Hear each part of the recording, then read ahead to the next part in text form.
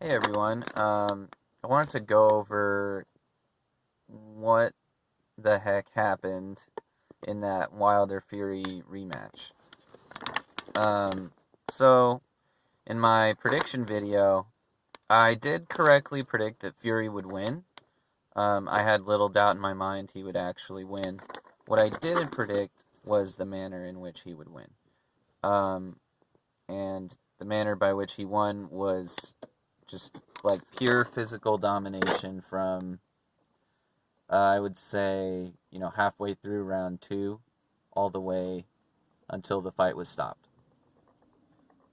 So, what do I think was different about the fight? Well, first of all, I think any factors, like external factors, such as, like the robe Deontay wore into the ring that supposedly weighed 45 pounds and took away his legs, or bringing in Sugar Hill as a coach, in Fury's camp.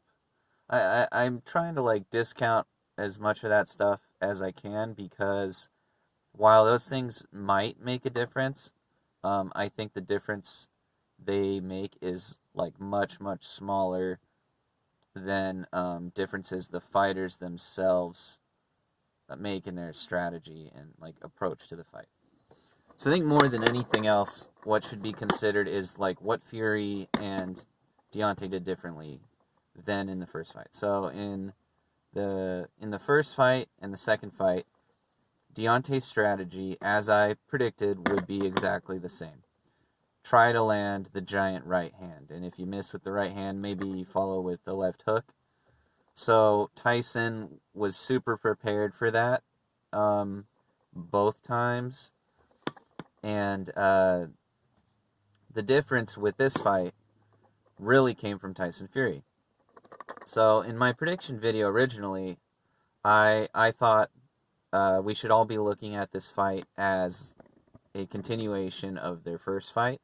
And by that I mean this is like the 13th round these guys are fighting. So some time has passed and all that, but at the end of the day, the guys each know what they're bringing to the table strategically and like what they're both good at. And so I mentioned how in the 12th round of the first fight, Fury discovered that he could hurt Deontay and that it would take a whole lot for Deontay to actually stop him. Like, he got up from all of Deontay's best punches. He got knocked down twice, but he got up both times. And then in the 12th round, when he got up, he hurt Deontay badly. And if you ask me, that was the only time in the first fight where Fury probably realized, oh my god, I could really hurt this guy. I have the power to hurt him badly all the way at the end of the fight. And so I think what went through Fury's mind for the second fight was, man, I'm just going to try and hurt Deontay immediately. Why did I wait all the way until the 12th round? I think he waited until the 12th round in the first fight just because he was scared, which is normal. I don't mean to say he's scared of Deontay like as a person. I just meant he is probably scared of making a big mistake. But once he figured out that he could hurt him and that he could take his power, I think he just realized, hey, I got to commit to sitting on my punches right away because now I know I can totally wobble Deontay and I could take his best punch. So that was really, I thought like this, that was like the story of his success in the new fight. He just sat down on every single punch basically, and it paid off immediately. Like right away in the first round, Fury came out with a stiff jab. It was the first punch he really landed. It was like a good stiff jab. And if you look at the first round of the initial fight, he's doing like the opposite. He's like moving on his back foot and trying to score points with like a pawing jab or like a flicking jab. Right here in the second fight, he just sets the tone right away. I'm going to throw out a stiff jab. And then he pushes Deontay back. And that was really that was really all it took. The second round, I guess it was close, but Fury just continued to come forward with a stiff jab. Deontay had a little bit of success in round 2. I remember I scored it even, but there was nothing really super significant by either fighter. And then in the third round, it was just all over. Fury was sitting down on everything.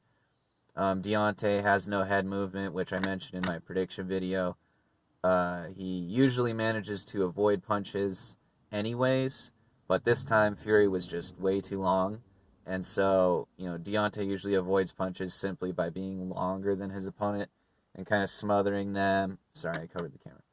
Kind of smothering them and just keeping his hands up. But this time, it wasn't working at all. So, Fury was just too long, too strong, and he had the skills advantage too. So, if a third fight takes place, I think it will go exactly the same way, if not even more of a beatdown.